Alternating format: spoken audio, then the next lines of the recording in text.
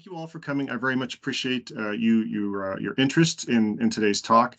That is the first of a webinar series that we're putting out there.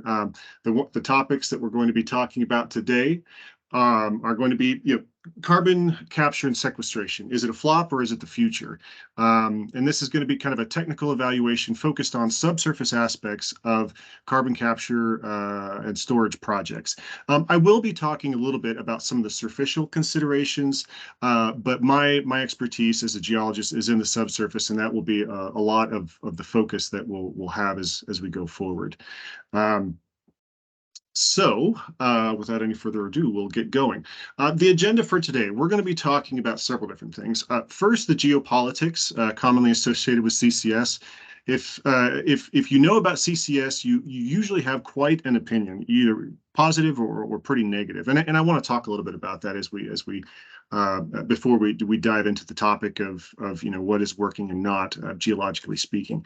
We'll also talk about the Inflation Reduction Act and the impact that it's likely going to have in the United States. These are still early days, but it would be an understatement to call it a seismic event as far as or seismic shift as far as CCS within North America is concerned. Then we'll go in and talk a little bit about the geologic requirements that you need to have for a successful CCS program. And we'll dig into 5 of the largest commercial CCS programs in the world and look at successes, failures, and some in-between stuff. Then a conclusion of what works, what doesn't work, and what I think we can do next to ensure successful CCS programs. A little bit about me. So I'm a geologist by trade. I've got over 20 years of experience. I've started my career with Exxon back in 2001, which is why, for those of you who showed up early, you got to hear conversations between all of us former Exxon Mobilers, chatting things up. Current or former, perhaps, Exxon Mobilers. I moved to Denver about 9 or 10 years ago, and I've got quite a lot of experience working not only international basins, but quite a few of the basins within the United States. I have had various specialties in my career. One of the things that you're going to hear me talk about is around reservoir characterization. The nature of these rocks that we're injecting the CO2 into is, I think, really important. And so you'll hear some of that come out. Most of my earlier work has been focused around oil and gas, but as you can see on my little map over here on the right-hand side, I am starting to branch into energy transition space, including CCS and CCUS. And I'm also going to be doing things like projects focused around geothermal, hydrogen storage, and the like. So without any other shameless self-promotion, let's get on with the topic at hand.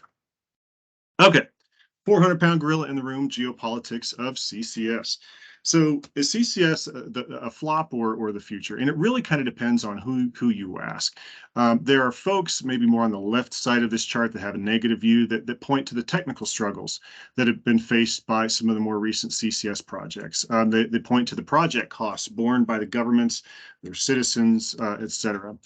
For folks who take a positive view of CCS, they point to the successes of this technology, whether we're talking about CCS, which is, as we're defining it here, storing CO2 underground in saline aquifers, versus CCUS, which is taking CO2 and storing it underground in old oil and gas reservoirs to increase oil and gas production and increase the recovery factors. We've been doing this since the 1970s, so they point to the long track record of being able to do this. There are some folks in between, say the IEA, who looks at the total planned CO2 injection that's known versus what we actually need to get to by the year 2030, and it's kind of a heady task when you look at what's out there and what needs to happen. So I wanted to form my own opinion. There's lots of headlines, whether we're talking about Gorgon or Sleipner or what have you. I wanted to look at, from a subsurface perspective, what's working and what's not. For those of you who are not geoscientists, fear not. You will have to learn a little bit of geology, but it will be an extremely edifying experience. And I will put it in plain English so that regular Joes can understand what it is that we're talking about. For the geoscientists in the room, I shall endeavor to keep it technical enough to keep you interested, or at least maybe not falling asleep as we go forward. If you know geologists, you know that we love to explain the world in ternary diagrams because we just do, and I'm no different. So I've got a ternary diagram that I've developed here on the left that describes the points of view that I commonly see with regards to climate change and what we should do. On the left-hand side, lower left-hand side, we've got maintainers who believe that we need to maintain or even increase our oil and gas production. And it's an extremely useful energy resource. It's benefited mankind for more than 100 years. They tend to focus on the positive aspects of oil and gas, specifically around local communities where oil and gas production is occurring. And oftentimes, but not always, they tend to be skeptical about climate change and the associated risks to mankind. We've got pivoters who believe that the damage from climate change is imminent and we must switch to non-fossil fuel energy sources as quickly as possible. They believe that catastrophic consequences await the world if we do not act now. And in my viewpoint, they tend to view wind, solar, plus or minus hydrogen, provided that it's the right kind of hydrogen, that's going to be the main energy resource that we'll have on the future. Lastly, we have, I'd say, a bit of a not as well represented group called what I'm calling the adapters, who have a bit of a hybrid view. They believe that the potential impacts of climate change are likely serious, but we can meet this challenge through adaptation. And this is a variety of things that we could do, whether it's incentivizing populations to move away from risky coastal areas or sequestering CO2 underground, all the while gradually transitioning away from oil and gas so that we don't inadvertently cause a huge economic disaster. And so it's, this is kind of my take on the different viewpoints. A point that I would like to make to you all is all are welcome here in this discussion. I think we're going to need all of these viewpoints and all the people behind them as we go forward, because each one of these folks have really valid points and points of view that I think we would do well to listen to. I get really excited about it because when I look at energy transition, I see all sorts of opportunities for geoscientists to lead the way in helping along with this. And I'm going to be focusing on CCS today, not CCUS. That's frankly probably maybe a topic of the next webinar series. But things like CCS can help us to adapt to what's happening. We can continue to produce oil and gas, but hopefully, begin to sequester some of the CO2 emissions underground and mitigate, against some of these impacts.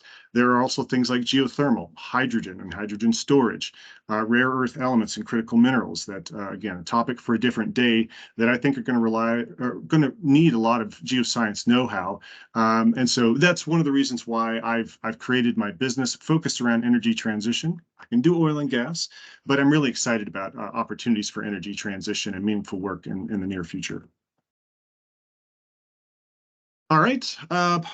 So for those who have been paying attention to CCS, it's been known for a number of years, bantered about as far as being something that could help with climate change, and it's really, I would say, in like the last 5 to 10 years or so, gone from being viewed as a nice to have to a have to have. Specifically, there's reports from the International Panel on Climate Change that have really, in most of their scenarios that they're looking at to keep global warming at or below this 1.5 to 2 degrees centigrade, it requires CCS, carbon capture and storage, to make it work. There are different forms of storage that can occur. It doesn't all have to be subsurface storage, but subsurface storage is viewed as a large part of that.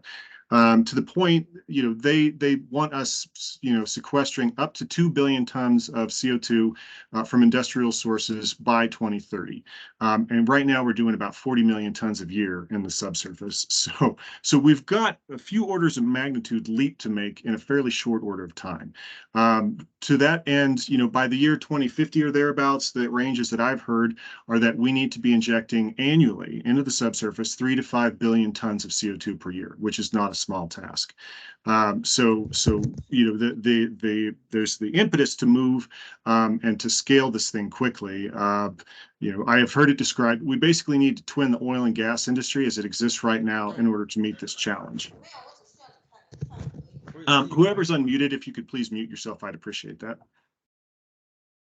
All right. So let's go in and look at the impact of the Inflation Reduction Act. This was something that happened here last fall. I believe it was August when it got passed, and we are still only beginning to see the aftershocks, as it were, of the IRA, as it's commonly referred to. So right now, before we get to kind of the financial incentives, specifically through 45Q tax credits, I want to focus on this chart that I got from the IEA, and it shows the relative cost to capture and store different forms of or different sources of CO2. And what you'll see, broadly speaking, is that you could divide the graph in half, where there's the upper portion of point sources that are relatively low CO2 concentration, and the bottom half, which is going to be the higher CO2 concentration sources. And long story short is that even though these uppermost CO2 point sources create more CO2 per plant or per location, they're actually relatively low CO2 concentrations, and it costs more to be able to strip that CO2 out and purify it before you inject it into the subsurface.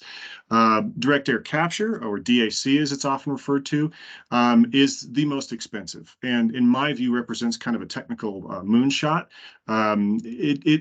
You're taking current concentrations in the atmosphere of CO2, which is about 419 million parts per million, and stripping that out, to get it close to 100% CO2 before you inject it in the subsurface. By comparison, some of these other, point sources in the lower half of the chart are, say, 5 to 10 or 15, 20% CO2. If you look at ethanol, bioethanol, it basically produces CO2 and steam.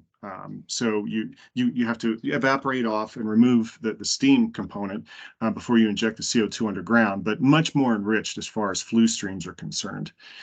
So if we overlay sort of the before and after of the 45Q tax credits, there were in 2008, there was the Energy Improvement and Extension Act passed in the United States that created these 45Q tax credits.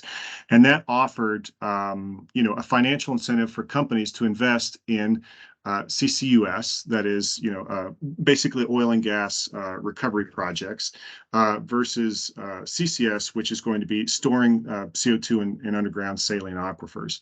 And what we can see from the nature of the arrows going from the 2008 values versus what was passed with the IRA is significant shifts across all different kinds of carbon CO2 storage. The direct air capture got probably the biggest boost. It probably needed it the most, and you can see that potentially if we can decrease costs to get direct air capture working, it could end up making money with the costs just from the tax credits alone, let alone carbon trade and that sort of thing. But also other industrial sources got a boost as well from the increases in the 45Q tax credits. There are other features that were added that were helpful. I think the minimum threshold size was per injection facility was 500. Let's see, what was it? 500,000 tons per year, and now they've greatly decreased that to where some of these smaller point sources could be considered for tax credit purposes. But the point here is that this got a lot of people's attention. At my prior employer that supplies subsurface data and solutions, people went from kind of kicking the tires to really very interested in how can we repurpose an oil and gas data set, as a lot of people view it, towards making this work for CO2 storage, hydrogen storage, and the like. So a lot of interesting changes in the mix, and I think we've only just begun to see a lot of these the changes that will come. So let's get a little bit to the geologic requirements first before we get to the actual examples. And what does it take to make CO2 sequestration work? As it turns out, a lot of the similar geologic properties is what it takes for traditional oil and gas fields to work. I'm going to start by talking about pressure, and you'll actually we're going to circle back around to pressure a lot because it's important. So first reason why pressure is important is you want to be able to compress the gas to get it out of a gaseous form and into what's called a supercritical state, which is kind of a hybrid state, if you will. It's got a density similar to water. It's actually slightly lighter than water, hence it's buoyant and will move upwards in the subsurface. But it has a viscosity that's more akin to gas, which is useful. If you gas can oftentimes more effectively sweep through a formation better than a liquid like oil or water could. Um, so, you need to get below, usually between 2,500 to 4,000 foot depth below the surface of the earth to reach those temperatures and pressures. Um, there is a bit of a Goldilocks zone, I would say, for pressure. You certainly want it to be high enough for the gas to go supercritical, because ultimately you're able to store a lot higher volumes of CO2 underground than you could if it was in gaseous phase. But you don't want the pressure so high that you're going to end up rupturing your seals. That's another component that's going to be important here. And the cheesy little visual that I'll give you to think about this is, imagine you take the cushion off of your sofa, set it on the ground, and if you were to measure the pressure inside of it versus the pressure in the atmosphere outside of it, it would basically be the same because it's all connected. It's a connected pressure system. Imagine, if you will, you actually sat on that cushion. The cushion would squish down, but if you measured the pressure inside of the cushion cells, it would still be the same as the external, the atmosphere around you, because they're in pressure communication. Well, now imagine that you take that cushion and put a giant Ziploc bag that's perfectly, airtight around that cushion and sit on it again. You would compact that cushion, but not as much as before, because now the gas inside is basically partially supporting the weight of your body. And so the cushion is supporting part of the weight, but the gas is also supporting part of the weight. And what you end up with is, if you took a pressure measurement inside of that, plastic wrapped, pillow or what have you, it would be much higher. And so if you're starting out at higher pressures, and you want to inject more fluids into that formation and subject those seals to even higher pressures, you have to be careful. You don't want to end up rupturing the seal, inducing seismicity, that is creating earthquakes, kind of man-made earthquakes and the like. So I don't want to beat it to death too badly, but we're going to talk about pressure a lot as we go through these different examples. Adequate trap configuration. So the little diagram over here on the right is a nice example, and it shows what we typically search for, say, in oil and gas realms, where it's a buoyant trap. What's an example of a buoyant trap? Take a cup, an empty cup, turn it upside down, and stick it into a tub of water. You have created a buoyant trap. The air molecules inside of the trap cannot get out because there's a seal over the top of it that's keeping that fluid, gas in place. The same thing can work with CO2. You can trap it in these structural traps, buoyant traps, and keep it there forever, basically, geologically speaking, for a very long time. CO2 is kind of interesting stuff. It has a high solubility rate, so you can actually also, over time, have that CO2 dissolve into the formation. And so what this cartoon up here at the top is showing that, where over time you will have the CO2 dissolve into the brine. The brine becomes denser and it actually sinks. So it's not going up to the surface; it's going to sink deeper into the subsurface. Additionally, you can end up, as the CO2 moves through the pores, having little blobs of CO2 snap off inside the pores, and they can't go anywhere. That's residually trapped CO2. We call it capillary trapping. That is yet another mechanism to trap CO2. And then oftentimes the CO2 will react with the rock and create minerals that will trap, these cement phases and things like that into the subsurface. So at the end of the day, there's more than one mechanism that can be used to trap CO2, which is going to be a bit different than thinking about oil and gas. You need to have good seals. They need to be a nice uniform blanket distributed over the top and or sides or base as is required of the target reservoir that you're injecting into. You need to have good reservoir quality. Spent a lot of my life analyzing reservoir quality, you need to think about, not only is it good at the wellbore, but what is it like? What are its three-dimensional properties? Does it extend out like a giant sheet of sand, or is it little pockets of sand? Because this is going to impact your injection strategy, and we'll see some specific examples of that later on.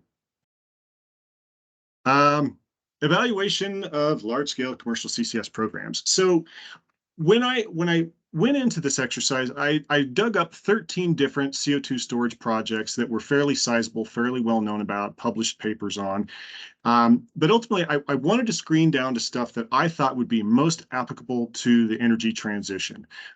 So one of the first things I did was I said, okay, no CCUS projects. I only want to look at CCS projects.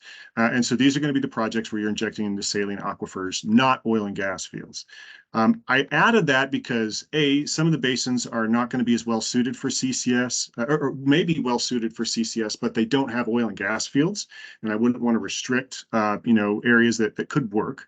But also B, with CCUS, where you're shoving it underground to increase oil and gas recovery, there are some indications that it's a net wash as far as CO2 reduction. The CO2 that you liberate from burning the oil and gas is roughly offset by the CO2 that you inject underground. So you really haven't made much headway. Some have different opinions of that, but for that reason, I wanted to look at CCS only. I also only wanted to look at commercial projects. There are a number of really great pilot studies that were done by companies, by governments, but they tend to be smaller. And because it's a pilot, there aren't the same commercial incentives as if it were a commercial project. And frankly, I think these commercial programs are what's going to lead the way as we go forward. So I wanted to focus on those. I also put a general screening of 1 million tons of CO2 per year, because if we're going to get to billions of tons of CO2 injected per year, we're going to need a bunch of million ton, 10 million ton, 20 million ton CO2 injection programs to get there. And so that's how I got to these five. So we're going to be looking at Snøhvit, almost in the Arctic Circle in the Norwegian Sea, Sleipner in the North Sea, Insala in Algeria, Gorgon in the northwestern corner of Australia, or offshore Australia, and Quest, which is located up in Alberta in Canada. So let's go start digging into these and see how they behaved. I guess know that we'll go from a smooth sailing examples to bumpy roads to frankly some dead ends, and we'll talk about why each one of those worked well or didn't work well as we go. So we'll start with what I call the granddaddy of them all, Sleipner, which is to my knowledge the oldest and most continuous CO2 injection program, CCS program in the world.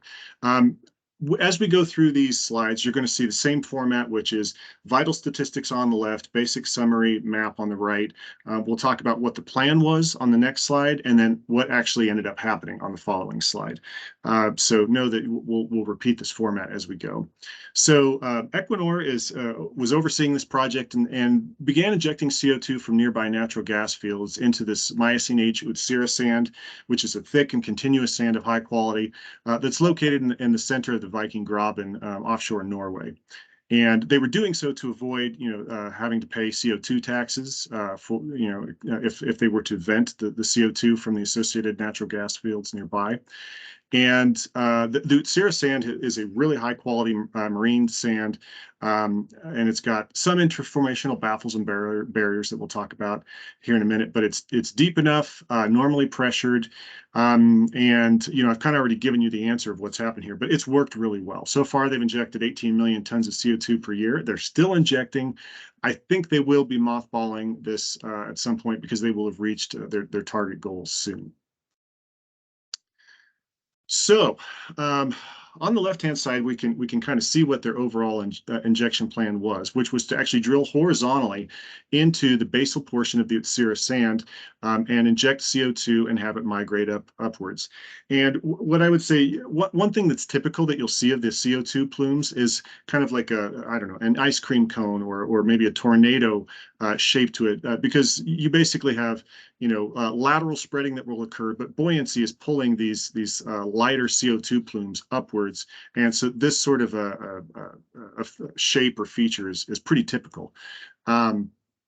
So, the overall goal was to inject into what was really a combination of a structural trap as well as potentially strat traps. So there's some indications that some of these shales might have some sealing potential in them that would allow for some preferential migration along them before they would then leak up into more shallower locations. But the idea with the horizontal injection bore was that they could perforate along the length of the tip of the bore and have a higher surface area to inject CO2 into. How did it go? Pretty darn well. So they perforated about 125 foot of that lateral and have been injecting CO2 at fairly continuous rates since 1996. There really hasn't been any major issues. I think there was some initial sand that was filling in the formation. We'll see another example of that later on. But that was dealt with, and they've continued injection rates over time. So the plot you see on the right here, this is seismic data. So this is kind of underground reflections, echoes, as it were, of sound waves. And what ends up happening over time is that as you inject CO2 into the formation, you see amplitude variations in the reflectance. And this gives you an idea of where the CO2 is. So this is a cross section of it. This is a map view of the reservoir. And you can see over time, the size and the shape of the CO2 plume is growing. And pressure-wise, they've stayed at or near hydrostatic pressure, normal pressure. That has been a good thing. Probably the only thing that I've seen was a little bit of surprise is that in more recent years they had predicted that the plume would migrate at about 100 meters per year outward, and it's grown to about 300 meters per year. Also, it looks like it's starting to spill into this little spill point here over into the next structure. This is all within the containment area. And frankly, they're about done injecting, but otherwise things have gone really well, and they've been able to inject it fairly stable volumes the entirety of the project. Okay, so now we'll go next to Quest. This is a project that was developed by Shell, and specifically, they were capturing CO2 from these methane steam reformer units. That's basically where you take methane and expose it to really high temperature steam, and it creates hydrogen, which they use to upgrade the bitumen from nearby oil sands. But it also created a lot of CO2. And so they developed a project to inject into the basal portion the Cambrian, the so-called basal Cambrian sand. It's part of the Deadwood Formation. To sequester the CO2 in what was a combination structural and stratigraphic trap. This particular storage complex located here at the base of the section has the benefit of being overlain by a shale body as well as multiple salt bodies, all of which are really good top seals to keep the CO2 underground. These were shallow marine channel sands with good reservoir quality and normally pressured. So good place to start. When we look at their initial plan, they had done a fair bit of work in the area before they had injected any CO2, and frankly, it was per governmental regulations. They drilled a number of pilot holes in the area to test the reservoir quality. Would it be good enough for the injection that we want to do, which ultimately is being carried out along these three wells here, located in the center. What they found is that as far as the target reservoir, there was actually a sediment thick here in this area. The seal that immediately overlies it stays relatively thick across the injection area. They feel that the CO2 would stay within this red box here. So it does thin a bit as you go up to the north and east. But frankly, even as it thins, it's replaced by salt, which is also a really good seal. And so they felt that reservoir conditions are good, seal conditions are good, pressure conditions are good. Let's do this. How did it work out? All things considered, pretty well. They've been able to maintain fairly uniform injection rates. You can see here, this is a time segment over about a year. There have been some occasional decreases in CO2 injection, but that's been associated more with stuff at the steam reformer unit shutting down or needing servicing, things of that nature, not anything to do with the reservoir itself. Where they have had some issues are that salt has precipitated out in the formation. As it turns out, CO2 has a kind of a dehydration effect in the subsurface. And these brines that are down there can become dehydrated, and you end up with salt crystals forming in the reservoir around the borehole. And ultimately, they needed to clean those out. So uh, they've been doing chemical treatments with methyl ethyl glycol, if memory serves me correctly, to clean those out, sweep those cements out of the way, and they end up with really good post chemical treatment injection rates. The formation pressures have risen, but it's in line with what was expected. They have been able to, look at the amplitude variations, and we can see here this not a huge difference, but you can see the shape of the CO2 plume. And they've got various monitor wells in the area, and you can see, this is the sandstone that they're injecting into. This is the overlying shale. This was the originally just water saturated porosity. And you can see this green interval here is porosity that's been infiltrated by CO2 from this pulse neutron log. So things are working well.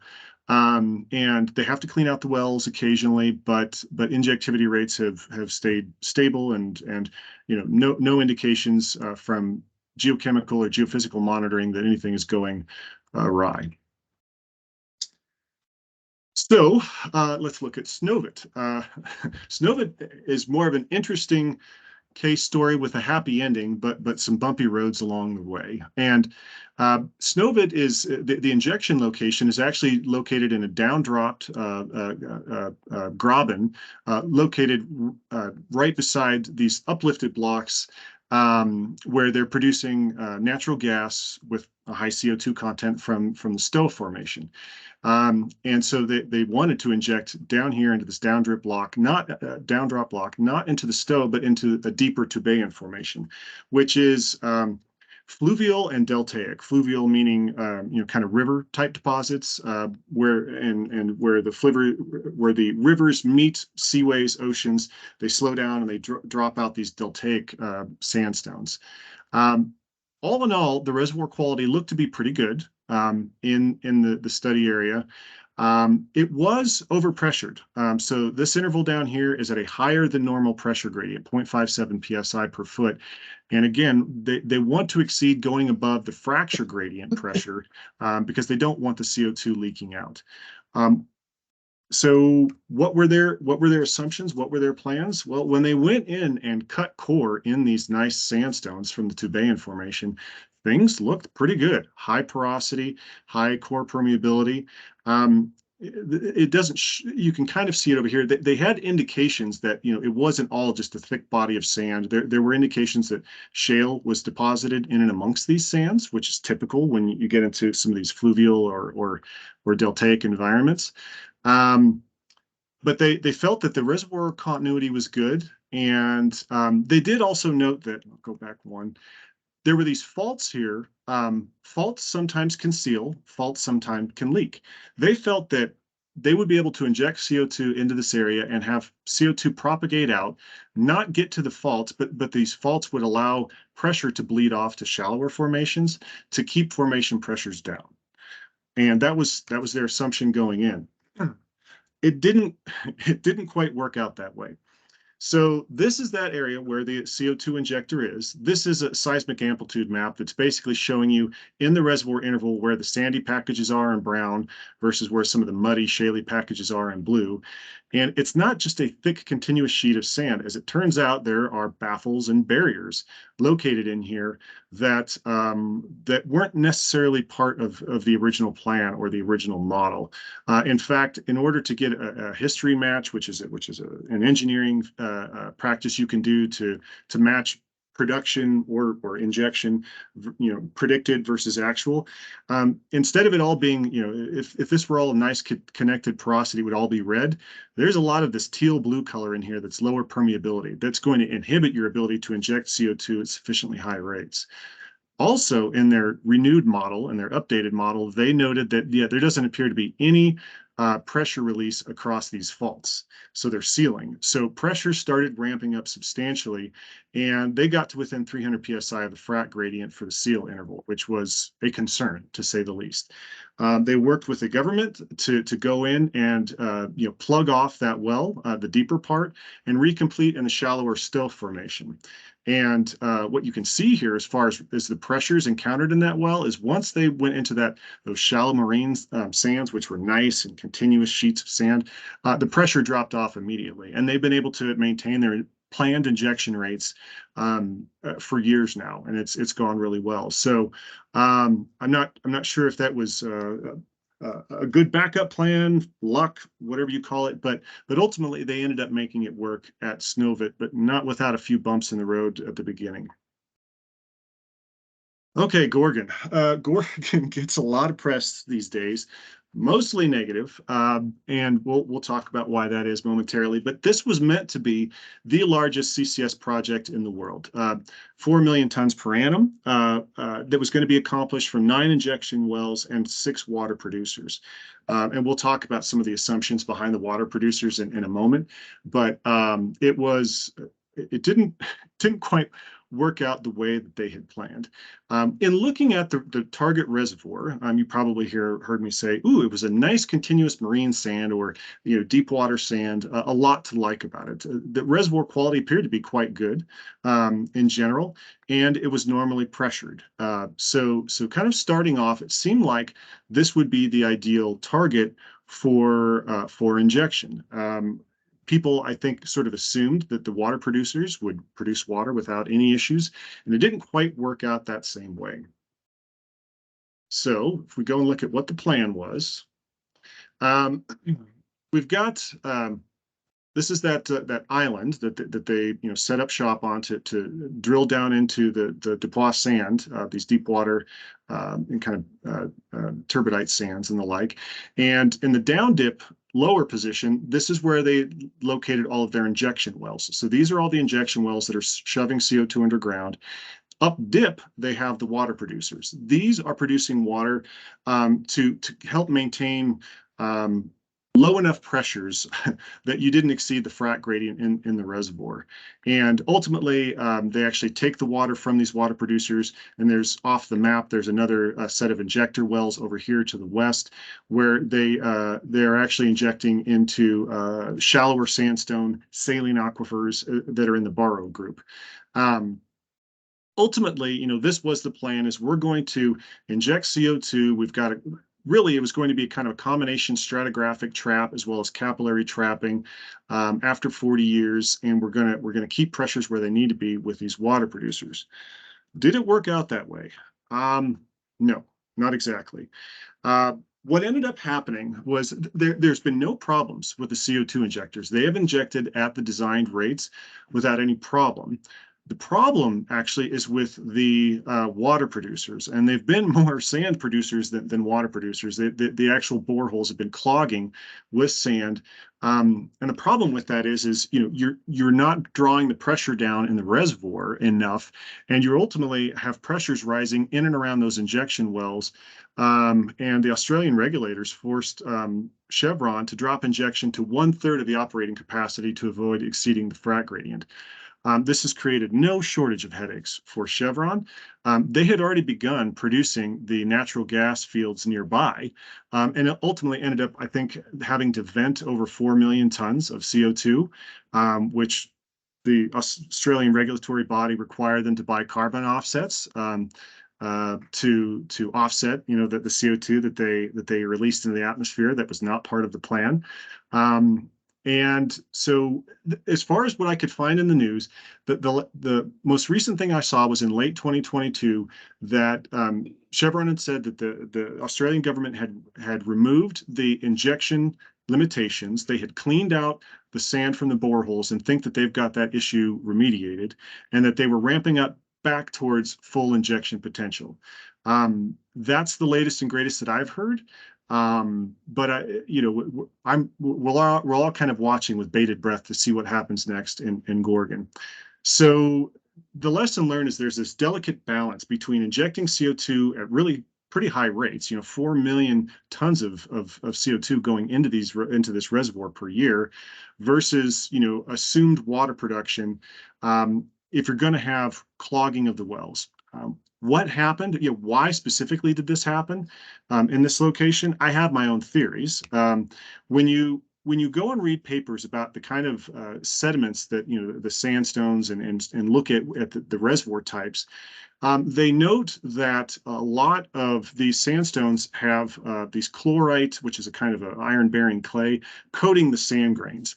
And that can actually be really good for reservoir quality because if you have these little clay coats surrounding the sand grains, it arrests cementation. You end up having less cement form in these pores, and you end up with big pores, big pore throats, good permeability. Hey, it's great. The problem is with that is that it also can make the kind of material strength of the sandstones lower. And so if you go back to that analogy of taking a cushion and starting to bleed pressure out of one end, the effective stress that you're putting on the reservoir, that the amount of overburden that the reservoir has to hold up is going to increase. And if you've got some crumbly sandstones that we're okay at original reservoir pressures, but not okay at decreased reservoir pressures, they may start to crumble, and you'll end up with fines migrations moving into your reservoir. There are various ways that you could deal with that, decreasing the injection or water production rates. You could increase the number of water injectors. You could put the water injectors closer to the water producers, closer to the CO2 injectors. But it's something to keep an eye on for future programs if there is the goal to maintain pressures through water production. Last but not least, we will look at In Salah, which interestingly, I believe is Arabic for good well. We'll see if they had good wells or not. This was another project that was basically right next to a CO2 gas or a natural gas field that had high CO2 content. And BP and Equinor wanted to strip out that CO2 and sequester it in the subsurface at pretty decent rates, 1 to 1.2 million tons per year from 3 horizontal injectors. They didn't produce that. They didn't offer that much information on the reservoir. They described it as an estuarine sandstone. And my experience of drilling into estuarine sandstones is it's a little bit like playing a game of Battleship. If you hit one of those sand bodies, they're amazing. If you hit outside of one of those sand bodies, it's a muddy plug. And it doesn't work very well. So that's a little bit of a red flag that I'll point you to at the beginning. And even where they did encounter some of these sandstones, the reservoir quality was okay to not that great. 15% porosity, 10 millidarcies average. It was normally pressured, so we have that going for us. But the assumption was we're going to drill horizontally into these okay-ish reservoirs, and that's how we're going to get the injection rates that we need. So this was the plan. If we look at the map on the right-hand side, this is it's derived from seismic data, but it's basically a porosity map of the injection interval. And what you can see here, behind this blue line is going to be the main gas field itself. And they had been drilling into, these orange blobs are going to be some of the better porosity, probably some of the permeability. They had been drilling horizontal wells, completing them, and having pretty good well rates in those areas. The areas that they intended to inject the CO2 were in these down dip positions. And if you notice, where is the biggest orange blobs? It's in the structure where the gas is being produced. Off structure, it's much more varied. There are orange blobs, but they're kind of separated by some of these light green intervals, which likely means lower porosity. Nevertheless, they had modeled, looking at CO2 saturations around these horizontal wells after 4 years, after 8 years. You got a nice radial plume that extended out in all directions from these injectors. You did not have CO2 encroaching upon the main gas field, so you weren't cycling CO2 back into your natural gas production. And it seemed like it would work. Well, it didn't work. What they ended up having happen were several things. One is formation pressure began to increase much more rapidly than had originally planned. So much so that they likely fracked the reservoir, and some reports indicate that they may have actually fracked the lowermost portion of the overlying seal rock. Geophysically, they were monitoring things. It doesn't look like the CO2 made it into shallower horizons, but still, they got pretty close to exceeding the capacity of what they had designed for. They were able to get okay-ish, but not great injection rates from those horizontal wells. And there were other features that were somewhat disconcerting. So this map over here is a so-called INSAR map, which is a extremely high resolution map that measures topographic changes at the surface of the Earth. This is not a huge change. We go from kind of medium blue to red is 25 millimeters, about an inch. But what you can see here is that the surface of the Earth moved up by about an inch in and around where these injector wells were. Additionally, these are not radial plumes. They are actually orienting themselves along pre-existing fault planes and fracture systems. So they actually even noted between this observer well here, the KB5 well, something along the lines of a 1 Darcy frac opened up between this injector well and the KB5. And so you're not getting efficient sweep in your formation. You're moving CO2 along faults and fractures, which is not what you want to see. And you're moving the surface of the Earth, which admittedly, an inch might not sound like much, but in addition to protecting the aquifers, not having CO2, enter into your shallow aquifers that are drinking water, because we don't necessarily want our sinks to work like a soda stream, you can end up modifying, tilting water tables and ending having like marshes and lakes form in areas where they weren't previously, if you have the Earth heaving up and down as a result of your injection program. So BP acknowledged that they tried for several years to get it to work, but they ultimately ended up only sequestering about 3.8 million tons of CO2, which was far away from what they wanted to do. So what's my take on it is reservoir quality is important, not just where you're injecting, but away from it. How well connected is that reservoir? Is it, how ideally sheet-like bodies of rock are the best way to go, and oftentimes you can get those in marine settings. The additional faults, fractures, and things like that did not help, and I think all of the above led to this project, being ended before the original plans, just because the subsurface didn't support the subsurface reality didn't support the injection plan. Okay, so we're going to finish up with some lessons learned and then open up the floor to discussion. So what worked? High quality marine reservoirs, by and large, works. Higher porosities, higher permeabilities, laterally continuous. High quality marine seals, which oftentimes sit on top of these sandstones, can work really well. Although salt layers are extremely tight formations that can trap lots of fluid and pressure behind it. Starting at lower pressure regimes is a good idea. You don't want to exceed your frac gradient, and if you're already overpressured at the very beginning, that can be tricky. Buoyant traps are great. Capillary traps actually can work too. There are a lot of combination traps that were both buoyant and capillary, but the buoyant, for lack of a better term, was unnecessary because most of the CO2 has been sequestered in by capillary trapping alone. Little to no structuring. Keep away from faults and fractures if you can. And there are some other operational considerations that can help, whether it's horizontal wells, gravel packs, chemical treatments, and the like. What doesn't work? Low quality reservoirs, less than 15% porosity, lower than 20 millidarcy perm. Non-marine reservoirs, or kind of patchy reservoirs.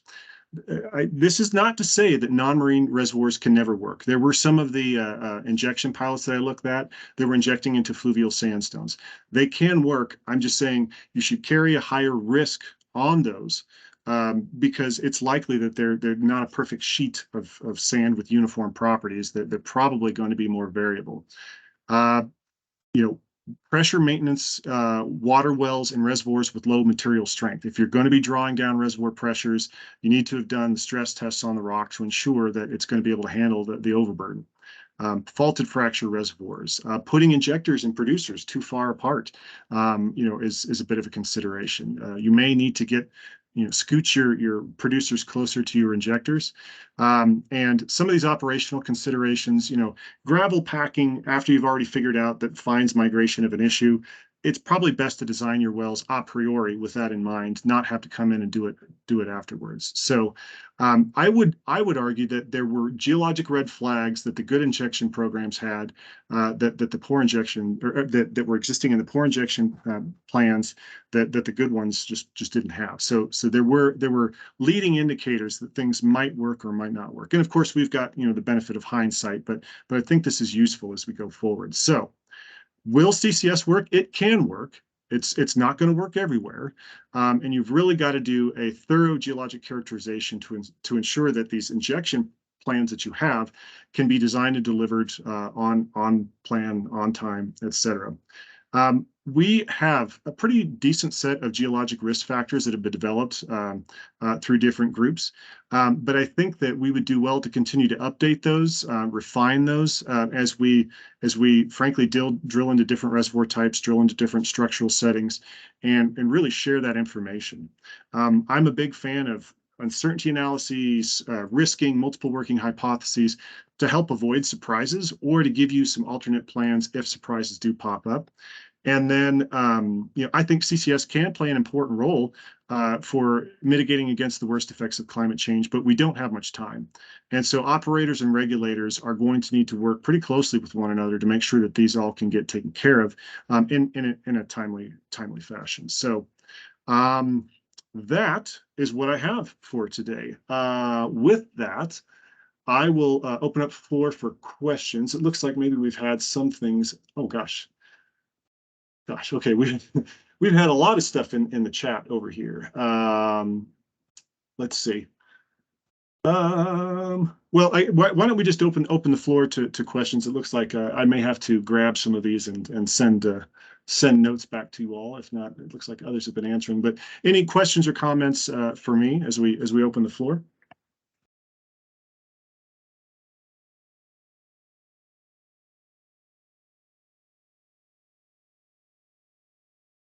Hey, Jason. Yes, sir. I would just say this is a fantastic introduction to saline storage of carbon dioxide. This is exactly the sorts of things that we need to help bring the community up to speed on what's going on in this rapidly developing field that's got a few of these sort of marquee mega projects that are out there. It's also useful to know, though, that we've been doing CO2 injection for enhanced oil recovery for a long time, much longer than any of these mega projects and on much smaller scales. And so some of those case studies may be more useful to folks who are working on smaller projects, smaller fields. Injecting CO2 from a single ethanol facility may not be like Sleipner or Gorgon. It may be more like, just a much smaller endeavor, right? Yep. No, I kicked out this slide because I didn't want to take up too much time discussing the difference between CCS and CCUS, but CCUS actually has quite a few benefits that CCS doesn't, namely data. Data, pressure drawdown, knowledge of the reservoir, all of those sorts of things that CCS, it's not that it's just huge risk, but there's more unknowns. And so I think that I very much agree that CCUS can be part of this. One of the bits of heresy that I've talked about with you is the idea of what if we partnered with some of these operators of these older oil and gas fields to actually shut them in permanently, and just use them for CO2 storage, because we know that they can hold buoyant fluids. We're going to need to go look at the existing boreholes to make sure that there's cement is all the way up to the surface and that it can handle any additional pressure that you might throw at it. But I think CCUS can be certainly part of scaling what we want to do for CO2 storage. Yeah, before we talk about shutting in fields, I'm sure we'd want to make sure that that is at least revenue positive for those folks, so that Correct. they can have they can see an uplift from doing those sorts of activities. Yes, and whether it's through the 45Q tax credits or carbon credit trading, there's there's a burgeoning market that's developing there. Right.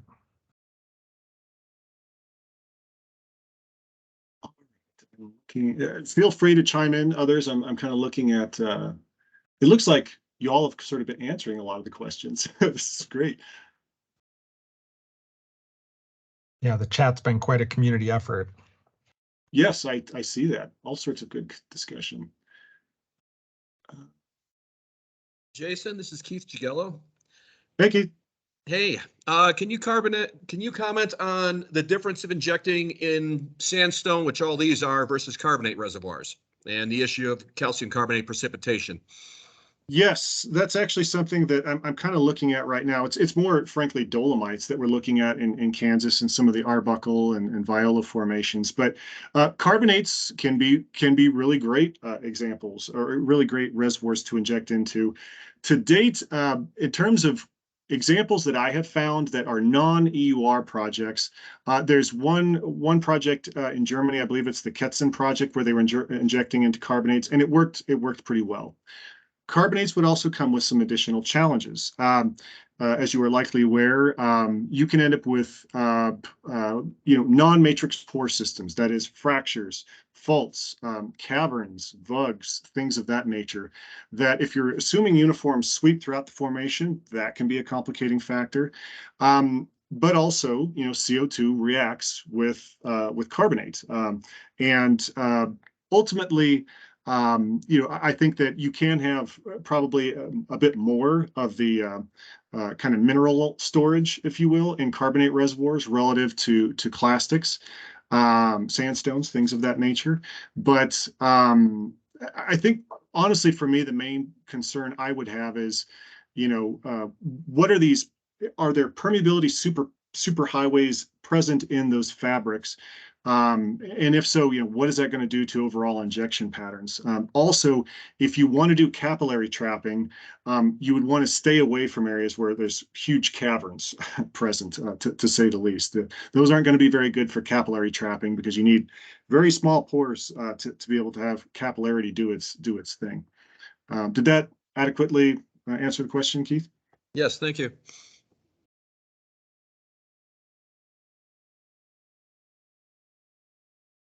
Let's see, I see a recent one. Do all reservoirs for storage need confining structures? I would say confining structures are really nice to have, perhaps not a have to have. And what I would point to is some of these examples where these larger, there are projects that we've looked at here and some of these other ones that do have structural containment. But when you actually look at the CO2 plume relative to the overall structure, the CO2 plume really isn't relying on structural containment to hold it in place. It is this combination of capillary trapping and the CO2 going into solution and chemical reactions that's keeping the CO2 in the subsurface. So as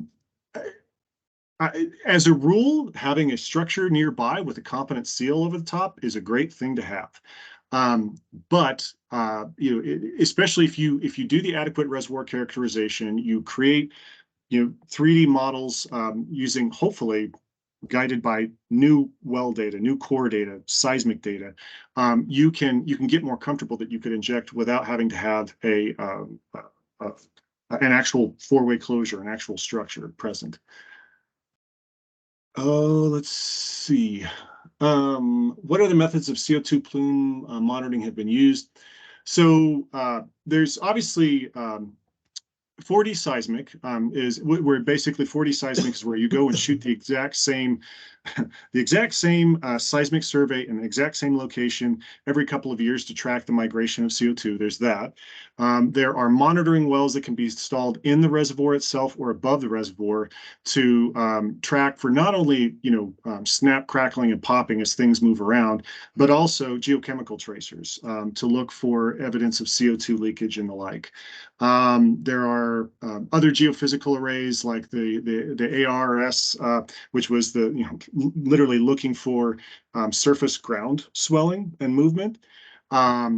There are superficial arrays that can be used to do monitoring, microseismic monitoring across a very large area.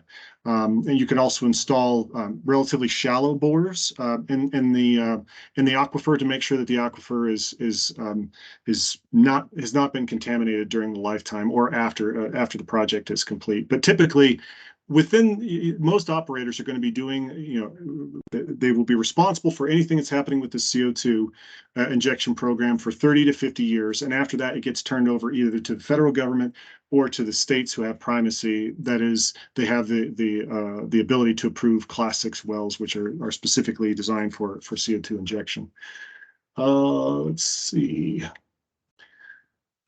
Is it possible to use iron ore mines or coal mines which are out of use for CCS purpose? Yes, that's something that's being looked at. Specifically, coal. Coal has a lot of carbon in it, which has a high absorption index, and it can really just grab onto CO2 preferentially. I think it's still being looked at. A lot of times, some of the issues with some of these coal mines or coal facilities is that they also have fairly kind of higher permeability systems, the cleats and things like that in between each one of the coal fragments.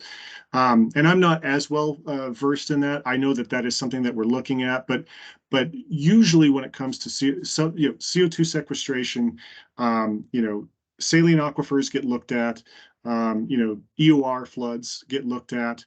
And then kind of the other ones that fall a little bit further behind are going to be, injecting into igneous provinces that are extremely chemically reactive with CO2 to sequester the CO2, coal mines, things of that nature. Is the density difference between injected CO2 and saline reservoir enough to detect on a standard 4D seismic survey? Shorter answer is it depends. It's going to depend on how compliant your rock is. This actually could be a consideration with carbonate reservoirs, is that they're pretty rigid, and oftentimes if you inject into them, it's difficult to see amplitude variations. It kind of depends. Most of the examples that I've looked at so far have been in clastic reservoirs, very porous, very fluffy rocks, and so the amplitudes are fairly notable. But obviously, you've got to design your survey to make sure that when you go in and do 4D characterization over time, you'll be able to track those CO2 amplitudes. But that's kind of a question for a geophysicist, and I am but a humble geologist. But yes, it can be trackable.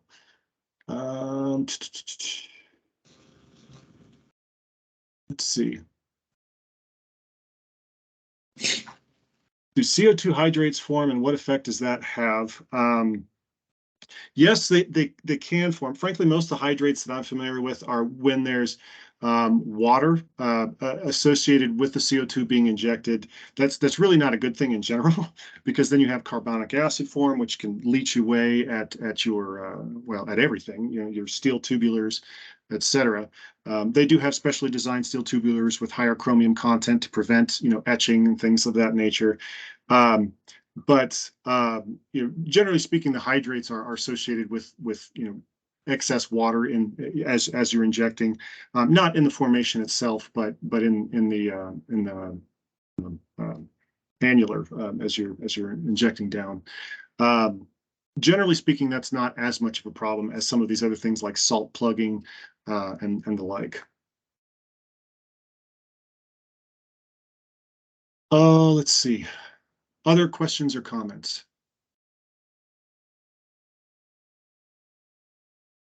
All right. Well, I thank you for attending today's session, and I'll be hosting these. I'm trying to decide on the frequency, perhaps on a quarterly basis. I'm going to be doing newsletters and some other things, blog posts and the like, for those of you who are interested. But yeah, if you guys have a CCS project you're interested in screening, getting permitted, what have you, or if you know someone who does, by all means, reach out to me. It's jason@geointegraconsulting.com. You can visit my website, geointegraconsulting.com, and I would be happy to have a chat about how we can help you out. So I'm going to hang around for a bit, answer any questions that there may be. Otherwise, I thank you guys for your attendance.